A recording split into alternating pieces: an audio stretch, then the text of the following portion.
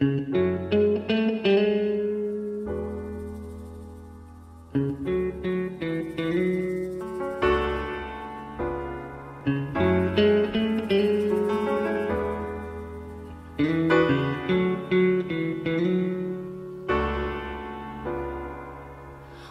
the marimba rhythms start to play, dance with me, make me sway, like a lazy ocean hugs the shore.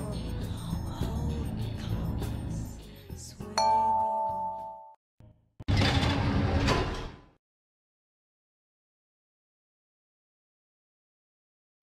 Well, are you getting in or not? It's about time.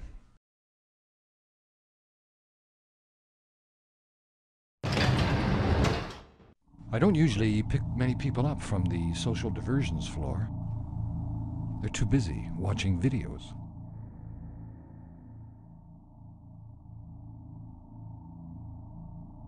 Any floor in particular? I don't blame you for not talking. I hate being in an elevator with strangers. Everybody looking at their feet, waiting for their floor. It's awkward. If you see your floor, just get out.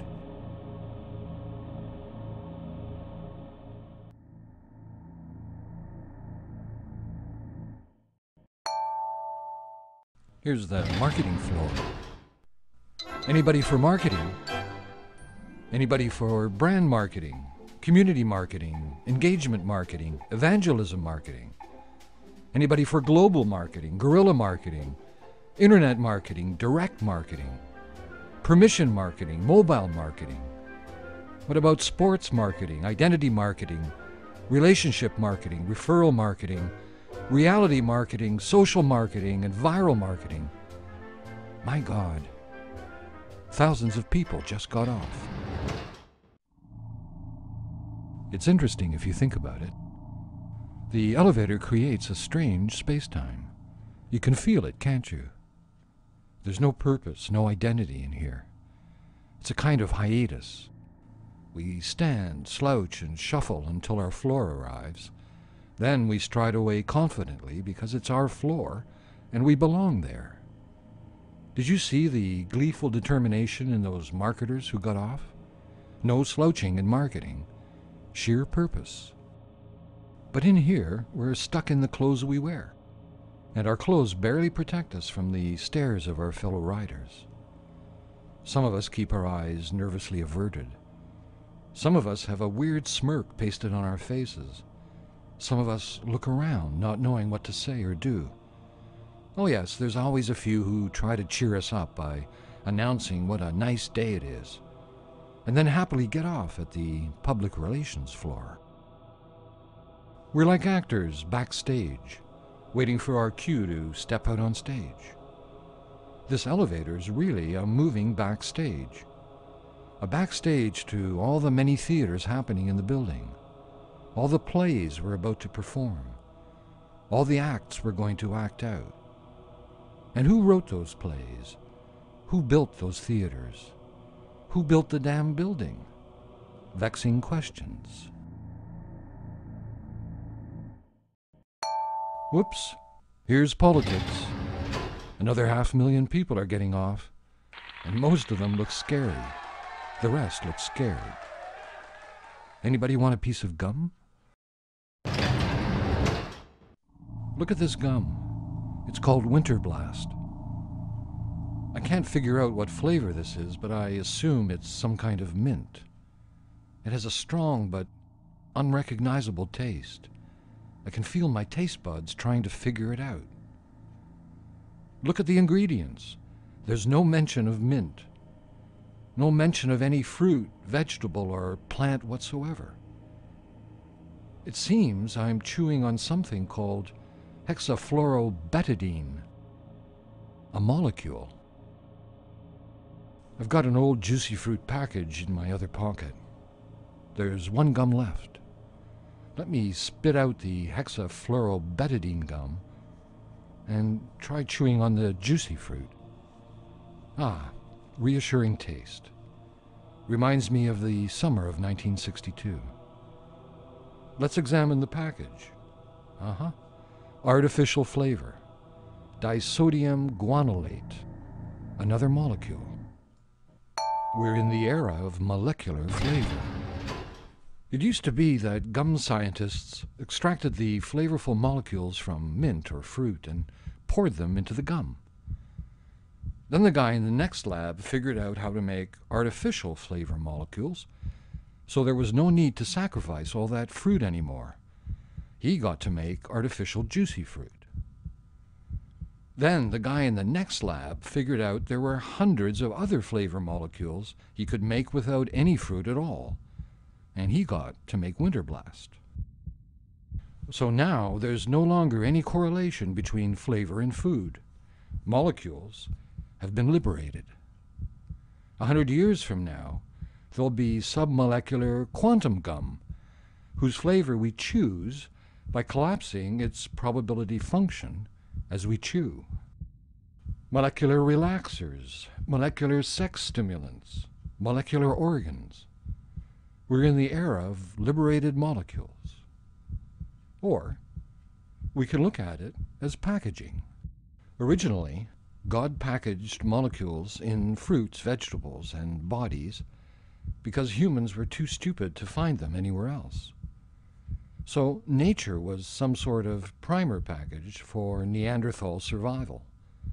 Now we can dispense with the primer package.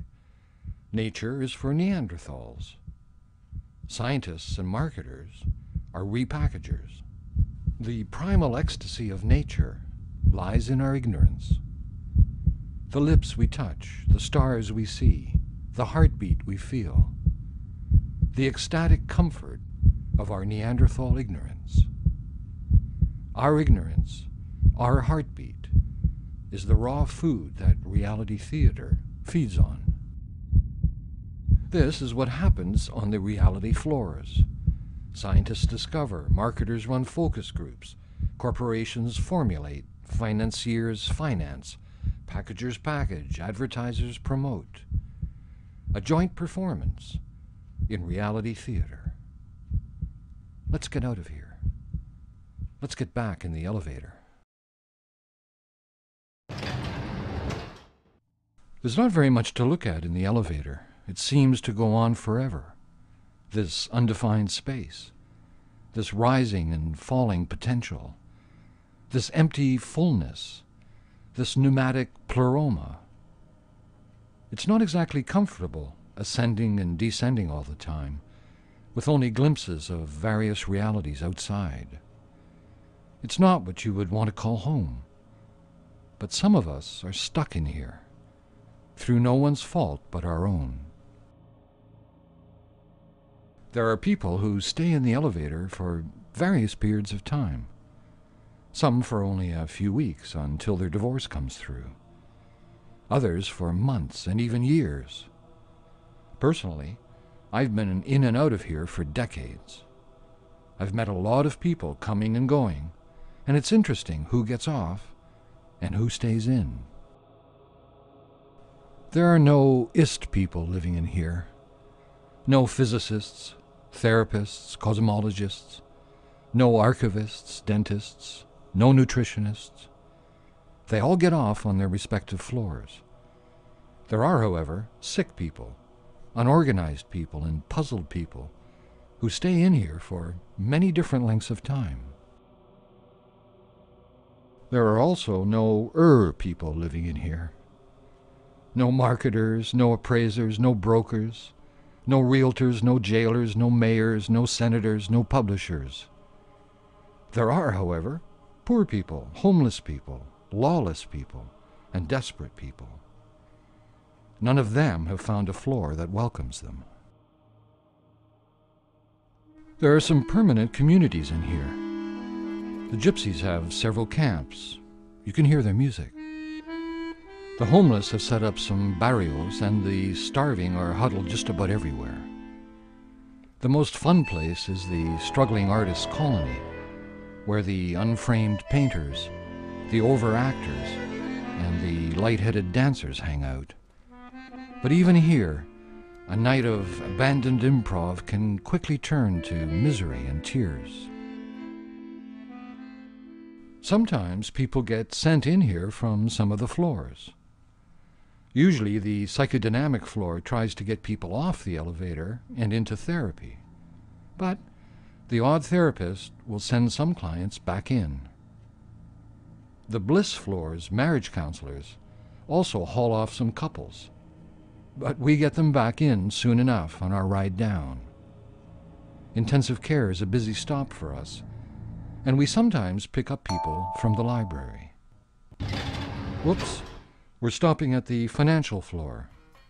Let's stand aside to let everybody out. The best things in life are free, but you can give them to the birds and bees. I want money. Naturally, some of us have been trying to figure out why the entire known universe seems to be divided into reality theater floors and this elevator. It's one or the other. It's stay in or get off. The group I usually hang out with, the off-track thinkers, have talked at length with the unpublished philosophers who live here, and they all say the moment potential gets actualized, it finds a reality floor. It's like this, they say. Suppose you have an idea about something and you begin writing it down, or you start composing some music, or you think about a new way of doing politics.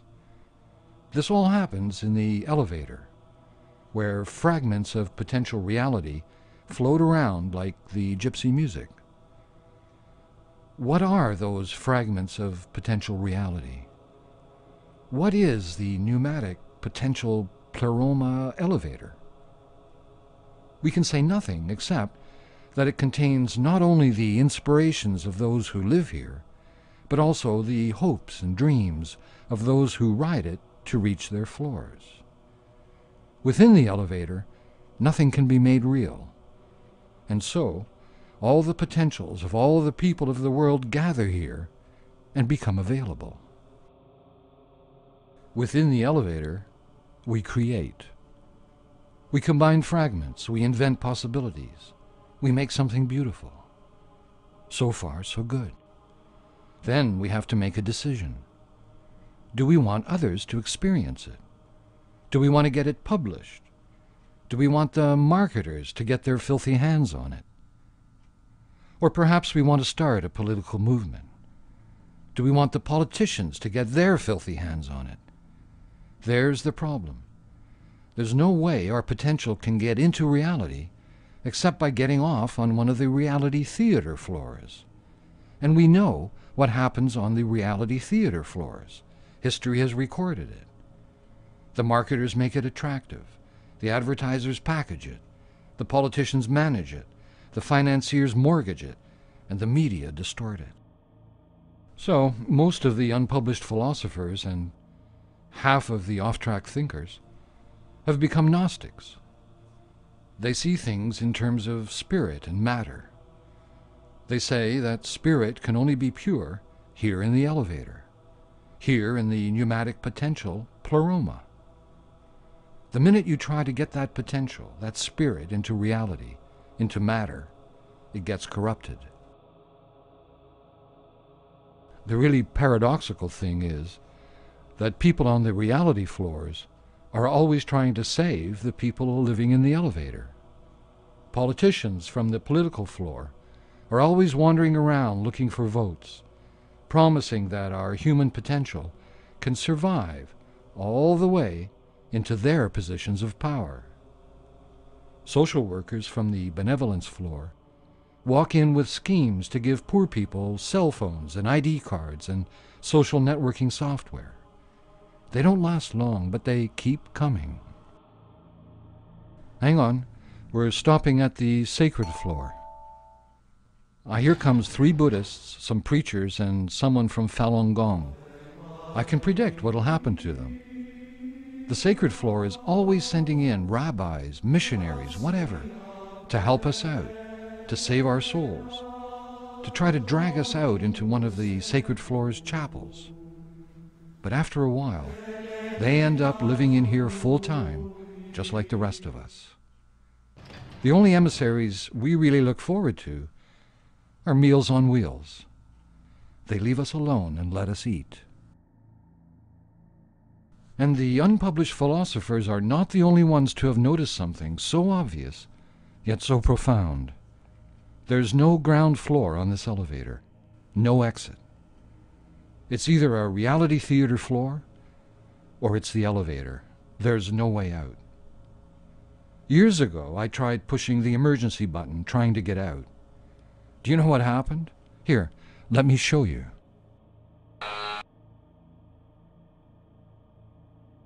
What is the nature of your emergency? There's no ground floor on this elevator. Which ground floor were you thinking of? A ground floor that would let me off into the lobby so I could go out. A lobby? To out where? Is there any help coming?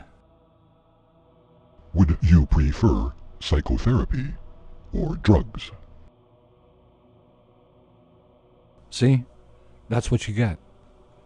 You ask a perfectly reasonable question like how to get off the elevator, and they think you're nuts.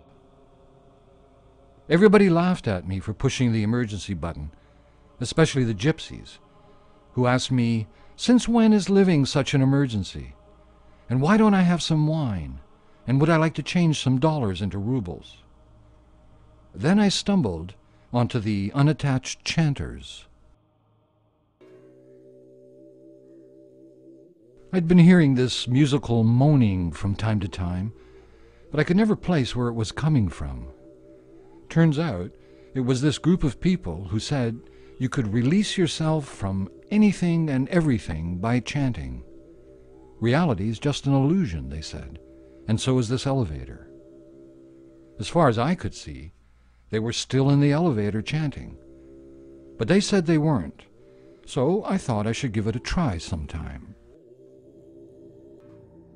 Well, the time came yesterday, when I was on the electronics floor, looking for some size U uranium batteries for my tow pod, and a satellite radio was playing, and I overheard some politician saying he'd been quoted out of context, and I thought, out of context. That's what I need to do, take myself out of context. Then I thought, maybe I could chant myself out of context, off the floor, out of the elevator. The unattached chanters had told me that chanting uses sound fragments, so I thought maybe I could take a sentence apart into sound fragments and decontextualize myself right out of here. So I looked at a salesgirl, and I made up a sentence in context. She sells gadgets instead of her soul. Great. Now let's get this out of context.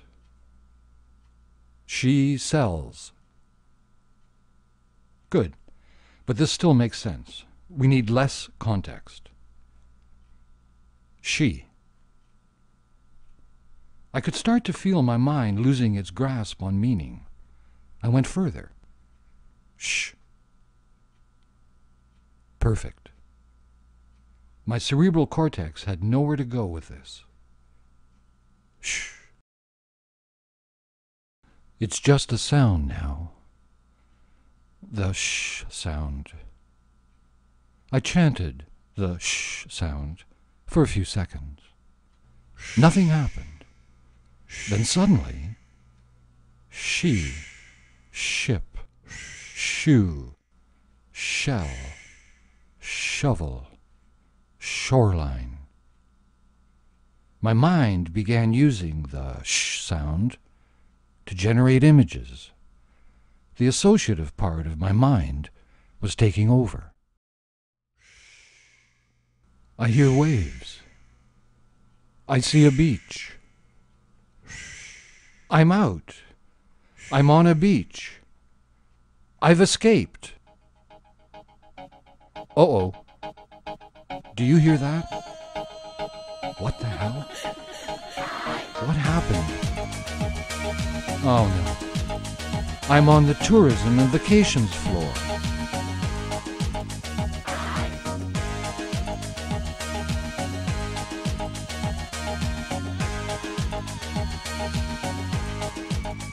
Now I figured out what happened. When my associative mind started finding more shh images, the marketers found their way in. Before I could chant properly, they got into my associative mind, the mind that marketers use to sell me things. Someone from marketing sold me a Club Med vacation. You can't get out of the elevator through associations. I told the unattached chanters this, and they said I wasn't chanting properly. I wasn't free of my own associations, they said. Not enough time in the elevator. A part of you is still attached, still desires reality theater. And they went back to chanting. I guess they're right. Part of me is still looking for my floor.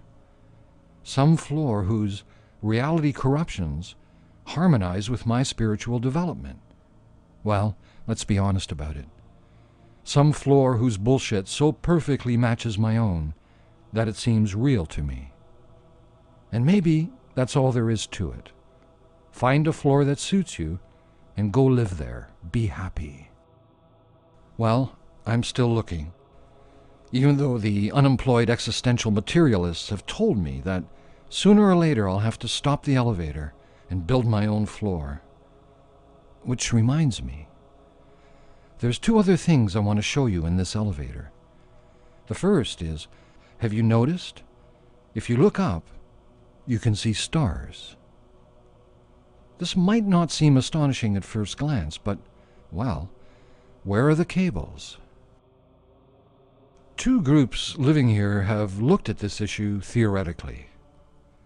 The core of metaphysical engineers suspects there's a pneumatic spiritual mechanism hidden underneath. A mechanism that moves us according to our enthusiasm. The unrepentant astrologers, on the other hand, maintain that unlike the reality floors, which are stabilized by being divorced from spirit, the elevator still rises and falls according to cosmological influences. There may be some truth in both theories. Second, I want to show you something that was discovered by a team of lost explorers who got lost in a particularly remote part of the elevator. It's a back door. Now the thing is, this back door has no buttons to push. It doesn't open onto reality theater floors like the front door, but onto strange spaces created by visitors to the elevator. They're not actually spaces, they're more like puzzles. The unpublished philosophers say these spaces are little fragments of reality created in the elevator that no one could turn into reality theater. Fragments that explain the mysteries of using the front door. The unpublished philosophers call them fabulons. Here, let me take you into one.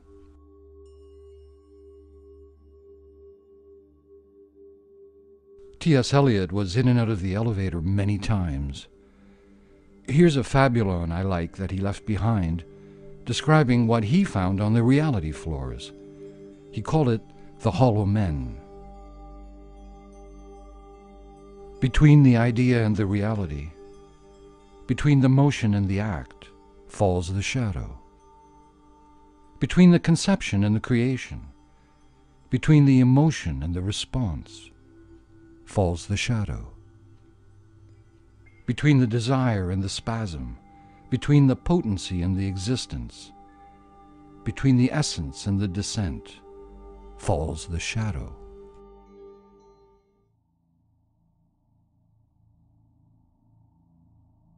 This is exactly what the unpublished philosophers are saying. The minute you go out the front door, a shadow falls, and your creation is lost. There's lots more fabulons to visit. Art fabulons, music fabulons, literary fabulons. There's even an ecstasy fabulon discovered by the League of Unrequited Lovers. Personally, I find the fabulons pretty heady stuff, and I don't understand most of them. So I stay pretty much here in the elevator with my friends, the off-track thinkers. I'm not smart enough to create my own fabulon out the back door, and I haven't found a reality theater floor that suits me, and my chanting is, well, not very good. Hey, look at this. We've reached the social diversions floor. That's you. This is where I picked you up. I suppose you want to get off now, so let me thank you for riding along with me and listening to my story. One way or another, I hope we'll meet again.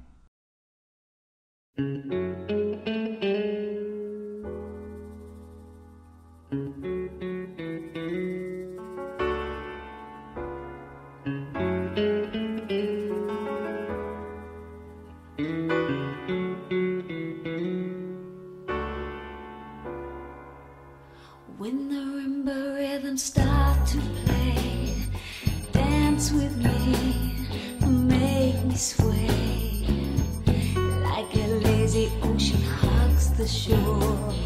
Hold me close, sway me more, like a flower bending in the breeze. Bend with me, sway with me.